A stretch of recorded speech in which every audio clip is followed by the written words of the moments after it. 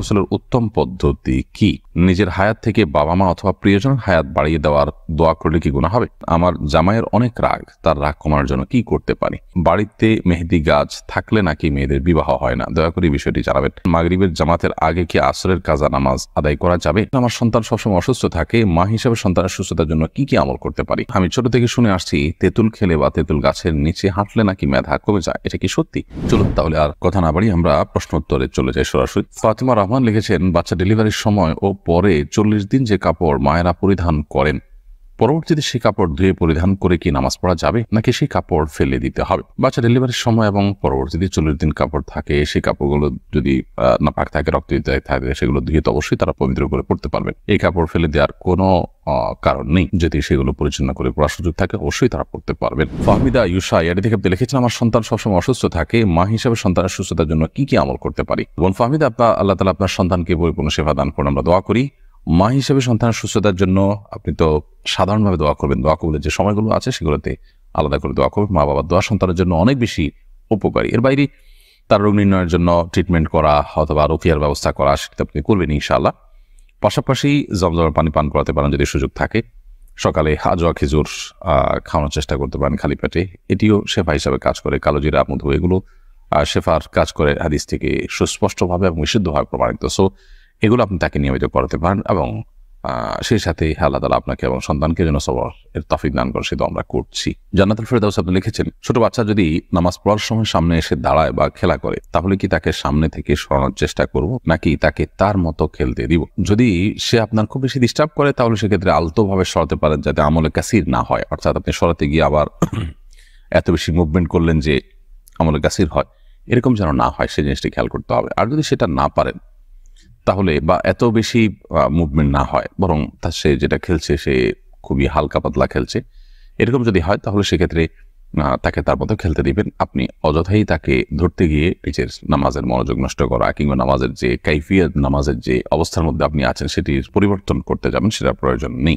তাহারাত তানি আপনি লিখেছেন, আমরা যারা শহরে থাকি তারা চিরুনির সঙ্গে উঠে আসা চুল ফেলবো কোথায়? বাইরে ফেলার পর ময়লা ফেলার লোকেরা বিক্রি করলে কি আমাদের গুনাহ হবে? কেউ যদি কুড়িয়ে নিয়ে বিক্রি করে তাহলে আমাদের গুনাহ হবে না। তবে আমরা চাইলে আমাদের আশেপাশে যেখানে খুব বেশি আপনার ময়লা নয়, ড্রেন ইত্যাদি নয়, খুব নোংরা জায়গা নয়, সেরকম জায়গা আমরা ফেলে দিতে পারি এবং সেই জায়গাগুলো আমরা খুঁজে বের করতে পারি। আবার প্রতিনিয়ত তো আর খুঁজে বের করা যায় না, তাহলে সেক্ষেত্রে আমরা কোনো এক জায়গায় সঞ্চয় করে রাখতে পারি। একসাথে হলে পরে কোনো মাটির নিচে পুঁতে ফেললাম বা কোনো জায়গায় ফেলে দিলাম, সেই কাজটি আমরা করতে পারি। মানুষের শরীরের কোনো অংশ বিক্রি করা জায়েজ নয়, এটা মানবতার অপমান। যার কারণে কোনো ব্যক্তি তার শরীরের কোনো কিছু, সেটা চুল হোক অন্য কিছু হোক, এগুলো বিক্রি করে জায়েজ নয়।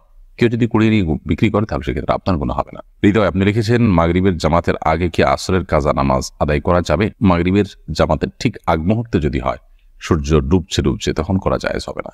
সূর্য ডুবে গেছে, মাগরিব রক্ত হয়ে গেছে, তারপর চাইলে আপনি কাজা করতে পারেন যদি সুযোগ থাকে। আর না হলে সূর্য ডুবার যথেষ্ট আগে, ধরুন সূর্য ডুবার 15 মিনিট আগে, 20 মিনিট আগে আপনি মাগরিবের আসরের নামাজ কাজা থাকলে সেটি পড়লেন, সেটি আদায় করতে পারেন, কোনো অসুবিধা নেই। স্নিগ্ধ সকালে এর থেকে আপনি লিখেছেন, আমার জামাইয়ের অনেক রাগ, তার রাগ কমানোর জন্য কি করতে পারি? বদমেজাজ বা রাগ, ক্রোধ, এটিকে নিয়ন্ত্রণ করবার জন্য বা এটাকে দমন করবার জন্য প্রথমত আউযু বিল্লাহি মিনাশ শাইতানির রাজিম এটির পাঠ খুব বেশি কার্যকর।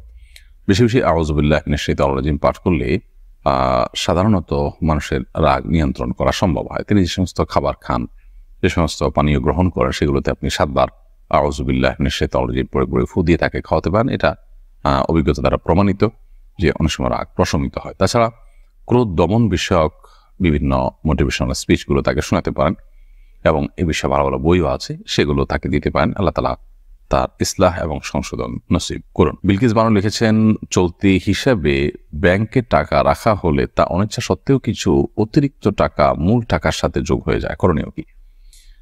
অতিরিক্ত যে টাকাটা যুক্ত হয় আপনার সুদী ব্যাংকে, সেই টাকা আপনি সওয়াবের নিয়ত করা ছাড়া কোনো গরিব মানুষদেরকে দান করে দিবেন।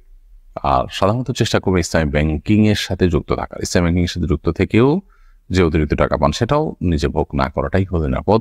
সেটা কোনো গরিব মানুষকে সওয়াবের নিয়ত করা ছাড়া দান করে দিবেন, ইনশাআল্লাহ আপনি দায়মুক্ত হবে। রিজন হাসান তাসনিম আপনি লিখেছেন, নিজের হায়াত থেকে বাবা মা অথবা প্রিয়জনের হায়াত বাড়িয়ে দেওয়ার দোয়া করলে কি গুনাহ হবে? এরকম দোয়া আসলে কোনো অর্থবহ দোয়া নয়। কারণ আসলে আপনার হায়াত থেকে বাড়িয়ে আরেকজনকে দিবেন, বা কেউ কারোর হায়াত থেকে কমানো হবে, আরেক জায়গায় প্লাস করা হবে, মাইনাস করা হবে, এরকম কোনো অপশন নেই, আসলে আমাদের হাতে অন্তত নেই। আল্লাহ সুবহানাহু ওয়া তাআলা প্রত্যেকের জন্য যা বরাদ্দ রেখেছেন তিনি তাই ভোগ করবেন, কারণ সুন্নাহ সেটাই বলে। অতএব এরকম দোয়া করা অমূলক দোয়া, এ দোয়া অর্থবহ কোনো দোয়া নয়। আমরা যেটি করতে পারি সেটা হলো যাদের নেক হায়াত বৃদ্ধি চাই তাদের জন্য আমরা আল্লাহর কাছে দোয়া করবো, আল্লাহ তার হায়াত বৃদ্ধি করে দেন, তাকে নেক হায়াত দেন, দীর্ঘদিন তাকে আপনি ইমানের সাথে বাঁচিয়ে রাখেন, আমলের সাথে বাঁচিয়ে রাখেন, সেটা আমরা করতে পারি। কিন্তু অমুকের হায়াত থেকে আমার নিজের হায়াত থেকে আপনি কমায় তাকে বাড়ায় দেন, এটার কোনো প্রয়োজন নেই, কারণ আল্লাহর কাছে তো অভাব পড়ে যে আমারটা কমায় তাকে বাড়ায় দিতে হবে। তানজিম যারা লিখেছেন, আমি ছোট থেকে শুনে আসছি তেঁতুল খেলে বা তেঁতুল গাছের নিচে হাঁটলে নাকি মেধা কমে যায়, এটা কি সত্যি? এটার কোনো বৈজ্ঞানিক ভিত্তি তো নেই এবং কোরআন হাদিসের আলোকেও এটি প্রমাণিত নয়। এটির কোনো অভিজ্ঞতা দ্বারা প্রমাণিত আছে কিনা আমি জানি না, তবে কোরআন হাদিস দৃষ্টিকোণ থেকে এরকম কোনো কথা তো নেই, বরং বৈজ্ঞানিকভাবেও তেঁতুল খেলে ব্রেইন কমে যায়, মেধা কমে যায়, এরকম কথা আছে বলে আমি জানি না। বিষয়টি আমি মানে কিছুটা কাটার চেষ্টা করেছি, তবে এরকম কোনো বিষয় আমার চোখে পড়েনি। বিষয়টিকে আপাতদৃষ্টিতে কুসংস্কারই মনে হয়।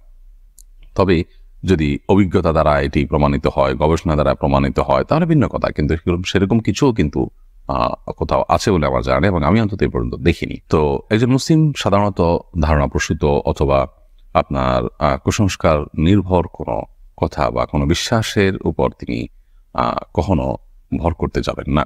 সময় আইডি থেকে আপনি লিখেছেন, বাড়িতে মেহেদি গাছ থাকলে নাকি মেয়েদের বিবাহ হয় না, দয়া করে বিষয়টি জানাবেন। মানে এই ধরনের হাস্যকর এবং কুসংস্কারের জন্য কথাও আমাদের সমাজে আছে, আমার তো ভাবতে অবাক লাগে। মেহেদি গাছ নেই এরকম বাড়ি তো গ্রামে গঞ্জে খুব কমই আছে, তাহলে সেখানকার মেয়েরা কি সবাই তো আছে? শরীফুল ইসলাম শরীফ আপনি লিখেছেন, ফরজ গোসলের উত্তম পদ্ধতি কি? ফরজ গোসলের উত্তম পদ্ধতি, সুন্নাহসম্মত পদ্ধতি, সেটাই উত্তম পদ্ধতি। আর সুন্নাহসম্মত পদ্ধতি হলো যে শরীরের কোনো জায়গায় অথবা কাপড়ে নাপাক লাগলে প্রথমে সেই জায়গাটাকে আলতো করে ধুয়ে ফেলতে হবে, পরিষ্কার করে ফেলতে হবে। এরপর শরীর এবং কাপড়ের উভয় জায়গার নাপাক জায়গাটাকে ধুয়ে ফেলার পর আপনি 2 হাতের কবজি 3 বার ধুয়ে কুলি করে নাকে পানি দিয়ে মুখ ধুয়ে 3 বার ঠিক উজু করার মতো করে মুখ হাত ধুয়ে মাথা মাসে করে উজু করবেন। শুধুমাত্র উজুর যে পাও ধোয়ার কাজটা বাকি রেখে এবার আপনি গোসল করে ফেলবেন। গোসল করে আপনি ওয়াশরুম থেকে বেরিয়ে আসার সময় পাও টাকনো পর্যন্ত ধুয়ে বের হয়ে যাবেন। তাহলে সেক্ষেত্রে এটি হলো সুন্নাহসম্মত গোসল, অর্থাৎ উজু এবং গোসল একসাথে হয়ে গেল এই নিয়মে। আর এই নিয়মের ব্যত্যয় করে যদি আপনি ফরজ গোসল করেন তাহলে সেক্ষেত্রে গোসল হয়ে যাবে, কিন্তু সুন্নাহসম্মত না হওয়ার কারণে গোসলটা কারণে আপনি আলাদা সওয়াব পাবেন না, সুন্নাহ আদায় করার সওয়াব পাবেন না। আর ফরজ গোসলের ক্ষেত্রে মনে রাখতে হবে যে 3 বার কুলি করা এবং গড়গড়া করে কুলি করা, যদি রোজাদার না হন। রোজাদার হলে সেক্ষেত্রে গড়গড়া করবেন না, রোজাদার না হলে গড়গড়া করে কুলি করবেন এবং নাকে পানি দিবেন, যতটুকু সম্ভব নাকে পানি দিয়ে নাক ঝাড়বেন। তো এই কাজগুলো করে আপনি গোসল সম্পন্ন করবেন।